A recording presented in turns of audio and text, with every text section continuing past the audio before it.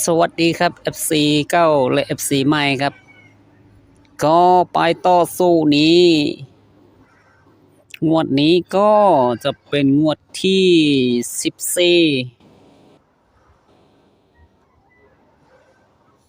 14เลขออกไปที่300932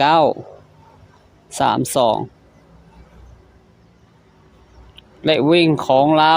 ก็ไปที่9ก็ถือว่าลงล่างครับงวดนี้สำหรับชุดสรุปของเราก็เน้นไปที่9ล่างครับก็ยินดีด้วยครับถ้า FC ตามเลขวิ่งงวดนี้ก็จะได้ไปที่09ครับแต่ชุด2ตัวบนของเราก็ถือว่าไม่มาเลยครับงวดนี้มาแค่ละ10ก็จะไปต่อสูตรนี้วิธีใช้เราใช้ละแสนละพัน10หน่วยแล้วก็5คงที่ครับ3 บวก 0ได้3ใช่ไหมใช่ครับ3ไปบวก3ก็จะได้6บวก2ได้8บวก3ไม่ใช่ครับบวก5คงที่ได้3งวดนี้เลขวิ่งบนล่างก็ให้ไปที่3ครับเรายังไม่รู้ว่า3ตัวเนี้ยมันจะขึ้นเหนือหรือว่ามันจะลงใต้ครับในเมื่อเราไม่รู้แบบเนี้ยเราก็ไปดูสูตรนี้ก็นะครับ FC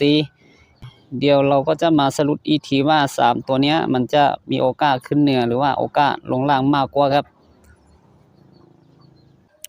สำหรับสูตรนี้งวดนี้2ตัวล่างออกไปที่09ก็ถือว่ามาที่9ครับ FC เราก็จะหมายวงให้2ตัวเลยครับให้ FC เข้าใจว่าเราหมายแค่9นะครับไม่ใช่แต้มครับตัวนี้ก็คือเลขเด่นครับก็ไปที่2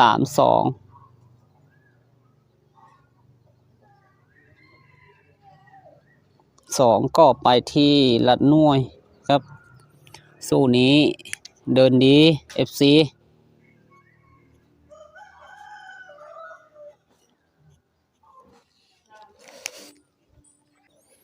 สำหรับสูตรนี้งวดนี้ก็จะเป็นงวดที่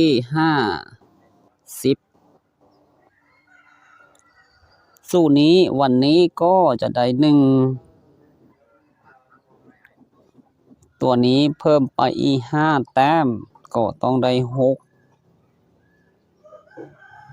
ก็เพิ่มไปอีก7แต้มได้3โอเคนะครับก็ถือว่า3ตัวเนี้ยมันจะชนเลขเด่นของเราครับก็คือเลขวิ่งตัวเดียวครับในที่นี้จะเอาแบบนี้ครับ FC เราก็จะยึดสูตรนี้เป็นบนล่างเลยครับสูตรนี้เดินดี19งวดมันพลาดไปแค่งวดที่43สำหรับตัวจะคู่งวดนี้เราก็จะเริ่มจากสูตรนี้ก็จะเริ่มสูตรนี้เราใช้2สูตรก็คือละ10บน2สูตรงวดนี้ก็ไปที่3ก็ถือว่ามาตามเป้าครับสูตรนี้ก็จะผิดไป1 2แค่2งวดนี้ก็จะเป็นงวดที่68จะ2สูตรวันนี้ก็จะชนไปที่0 2และ9อยู่ในละ10เดียวก็จะดึงสูตรนี้ไปครับเราก็ได้เกียร์มาตรงนี้เรียบร้อยก็คือ10บน2สู1และสู2ก็จะชนไปที่029โอเคตรงแล้วนะครับสำหรับตัวจับคู่เราก็จะเอาแบบนี้ก็คือเราจะใช้สูตรนี้เราก็จะใช้ตัวเนี้ยก็คือ163มาจะคู่กับสู้ละ10บน2สู้ทำไมเรายึดสูตรนี้มาจะคู่ก็คือสู้นี้เดินดีครับ FC เดี๋ยวก็จะดึงตัวนี้ไปครับ ก็ได้ดึงมาตรงนี้163โอเคมันก็จะตรงแล้วนะครับถ้าเราจะคู่มาก็จะไปที่010603121123และ919693นะครับ FC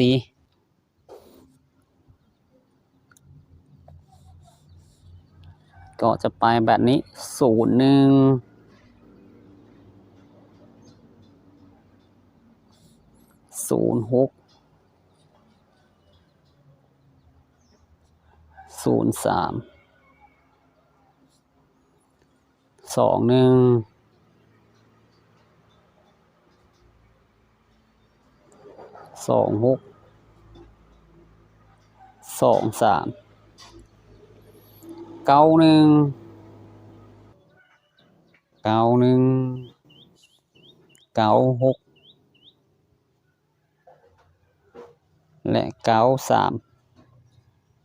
ชุดเด่นของเรามี9คู่นี้ถ้าตัวเนี้ยก็คือ163ตัวเนี้ยมันลงล่างถ้ามันลงล่างชุดนี้ก็ไม่มาครับถ้ามันลงล่างเราก็จะเอาเป็นตัวกันก็คือเราจะเลือกชุดนี้เรามาดูสูตรนี้ก็คือสู้ L ครับ FC สูตรนี้เราเน้น10หน่วยครับหมวดนี้ก็ไปที่3 2 3ก็เข้าอยู่ที่ละ10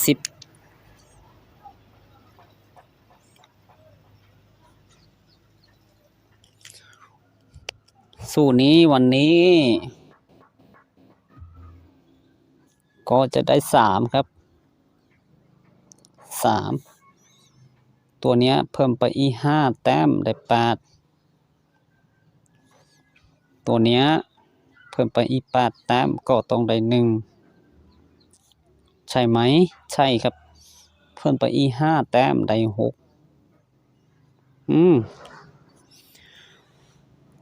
ก็ไปดูสูตรนี้ก็ไปต่อสูตรนี้สูตรD1 D2ก็ถือว่างวดนี้ไม่มาครับมาแค่สูตรที่2ไม่ใช่ครับสูตรที่1สูตรที่2ก็ถือว่าไม่มีเลยครับ FC งวดนี้ก็ถือว่าพลาดไปครับพลาดไปแค่งวดเดียวครับงวดนี้ก็จะเป็นงวดที่115เดียวแอดก็จะดึง2สูตรนี้ไปครับเราก็ได้เก็บมาเรียบร้อยตรงนี้ตัว D1 D2 งวดนี้เราจะคัดเลือกเอาตัวชนไปที่3ตัวเนี้ยมี3ชุดนี้ก็มี3ก็ดึงมาตรงนี้ถ้าเราไม่ดึงมาตรงนี้ FC ก็จะงงครับ2ไม่มี7ก็จะชนไปที่3และ7 4ไม่มีชุดนี้089โอเคครับ08และ9ทำไมเราคัดเลือกสูตรนี้ก็เดินดีครับ FC สำหรับ FC 9ก็คงจะรู้นะครับสำหรับสูตรนี้นะครับก็เรามาดูสูตรนี้เราจะเอาสูตรนี้มาสมเทียบดูครับก็คือเราจะใช้สูตร L สูตร10หน่วยสูตรนี้หัวนี้เราจะใช้3 8 1 6มาสมเทียบดูสูตร D1 D2 เราก็ได้เขียนมาตรงนี้ครับ FC 3168ใช่นะครับเราจะเอา2สูตรนี้เอาตัวชนครับก็ถือว่าชนไปที่1ไม่มีชนไปที่3และ8โอเคครับก็จะมีประมาณนี้ในเมื่อเรารู้แบบนี้ครับ3และ8ตัวเนี้ยเรามาสมเทียบกับชุดละ10บน2สู้มันก็จะไม่ชนนะครับมันจะชนไปที่3ตัวเนี้ยงวดนี้แอดว่ามีโอกาสครับ FC ถ้างวดนี้เราให้เด่น3เลยครับถ้างวดนี้3มาจริง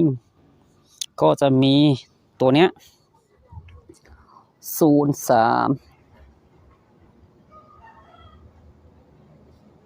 23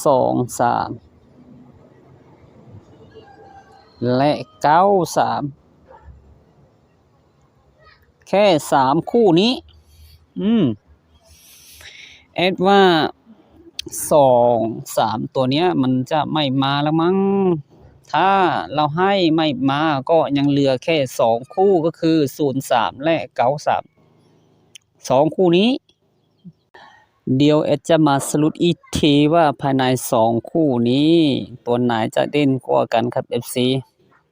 ก็เนื่องจากยังมีอีกหลายสูตรแอดไม่ให้ FC ดูครับถ้าแอดจะให้ FC ดูโอ้ FC ก็คงจะงงนะครับถือว่าชุดบนของเราก็จะมีประมาณนี้ครับ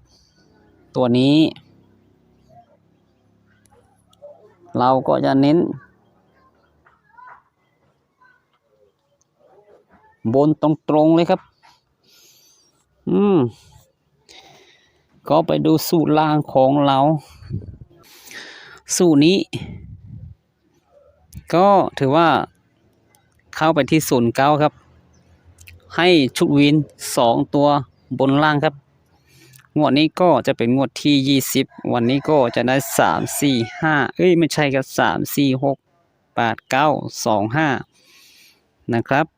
แอดว่าสูตรนี้งวดนี้จะมีโอกาสขึ้นไปที่สายเหนือครับก็เนื่องจากมันชนไปที่ชุด2ตัวบนของเราก็คือไปที่39นะครับ39เม็ดเดียวนะครับงวดนี้ก็ไปดูอีสูตรนี้งวดนี้เป็นงวดที่14เลยออกไปที่3ก็เข้าไปที่3สูตรนี้เราเน้น10หน่วยครับมันก็ไม่มีกี่ตัวมีแค่3ตัวสำหรับสูตรนี้13งวดมันก็ไม่เคยพลาดไม่ใช่ครับพลาดไปงวดที่1ครับงงครับก็สูตรนี้วันนี้ก็จะได้8เพิ่มอีกตัวได้9เพิ่ม2ก็จะได้1โอเคครับสูตรนี้891ครับก็ไปดูอีสูตรนี้ก็เป็นสูตรดีซีครับ FC สูตรดีซีนะครับไปตามต่อสูตรนี้เลยครับสูตรนี้งวดนี้เป็นงวดที่17เลขออกไปที่3แล้วก็2เราเน้น10หน่วยครับสูตรนี้16งวดไม่เคยพลาดสักงวดกับสูตรนี้นะครับ FC สูตรนี้วันนี้ก็จะได้8นะครับไม่ใช่ครับเดี๋ยวแอดดูกันนะไม่ใช่4ครับ4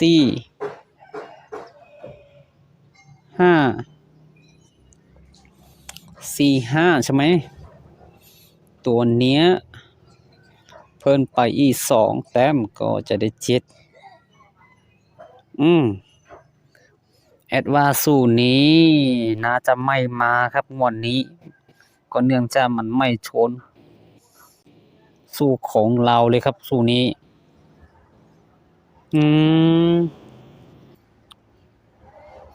ก็ถือว่าสูตรเด่น10หน่วยของเราก็จะมีแค่นี้ครับ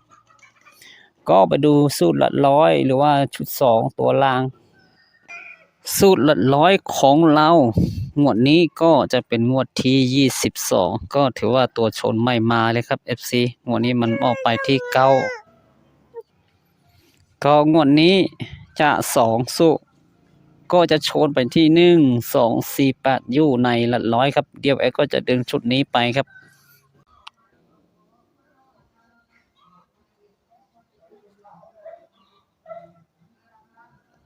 ชุดล่างครับหลักร้อย1 2 4 8สำหรับตัวจับคู่เราก็จะใช้สูตรนี้คือเราใช้ตัวเนี้ย สูตรนี้มันออกไปที่32สูตรนี้เราเน้น2ตัวบนครับเราไม่เกี่ยวกับล่างครับ FC สำหรับ FC เพิ่งเข้ามาใหม่ยังงงสูตรนี้ครับก็คือเราจะอธิบายให้ FC ครับก็คือเลขคงที่614 385 7092 614มันไม่มาด้วยกันครับก็385ก็ไม่มาครับตัวเนี้ยก็ไม่มานะครับงวดนี้ก็ไปที่32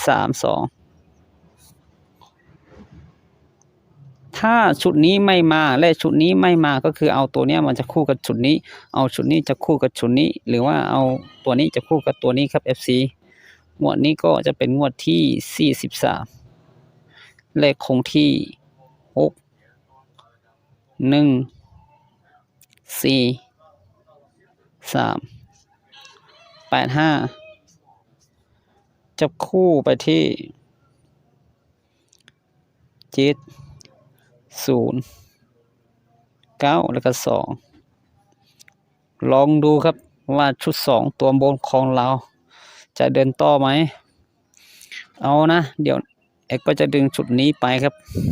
เราก็จะเริ่มจับคู่แบบเนี้ยให้ FC ดูไปที่ละร้อยก่อนนะครับเดี๋ยว FC ก็จะงงครับ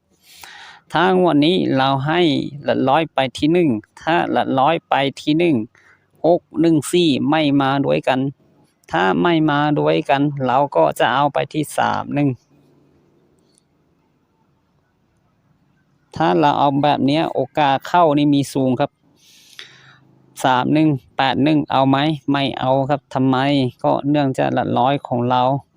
มี1 2 4 8แอดว่าภายใน4ตัวเนี้ยมันจะไม่มาถึง2ตัวครับ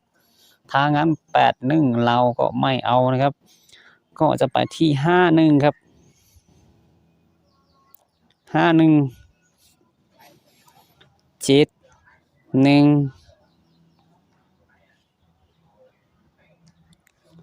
01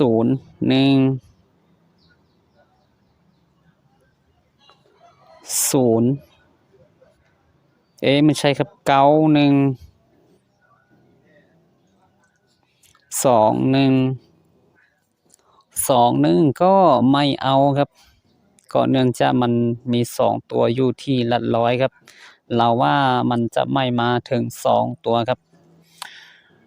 ถ้าละร้อยไปที่2ถ้ามันไปที่2เราก็จะเอาไปที่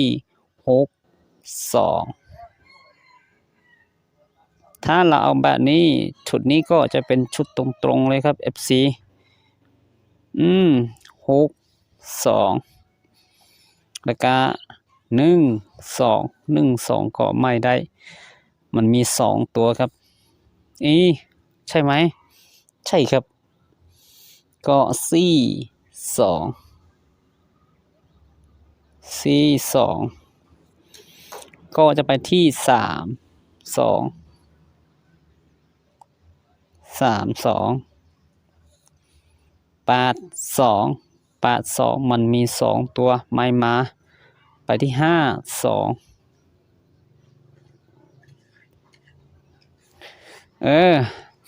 เราก็จะยึด4ตัวเนี้ยเป็นหลักร้อยเป็นหลักร้อยเราก็ต้องไปที่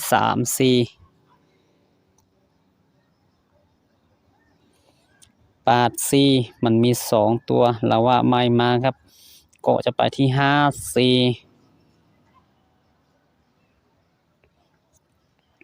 เอานะ74 04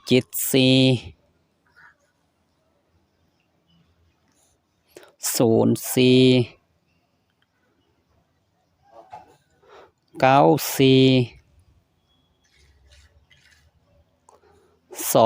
24ไม่เอาก็เนื่องจากมันมี2ตัวเอาก็จะไปที่8ถ้าไปที่8ก็จะไปที่68 FC งงไหม68 18ไม่ได้48ไม่ได้58ไม่ใช่ครับ48ก็ต้องไปที่78นะ78 08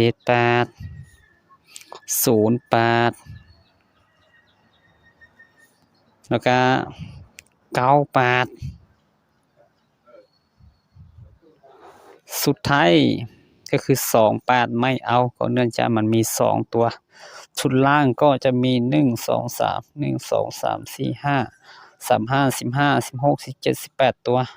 18ตัวชุดล่างชุดบนก็จะมี9ชุดก็ถือว่าเราสรุปมาได้แบบนี้ครับ FC เราจะมาสรุปอีกทีชุดล่างและชุดบนเราจะให้วิ่งชุดไหนครับสำหรับงวดนี้ก็จะมีแค่นี้ครับสวัสดีครับ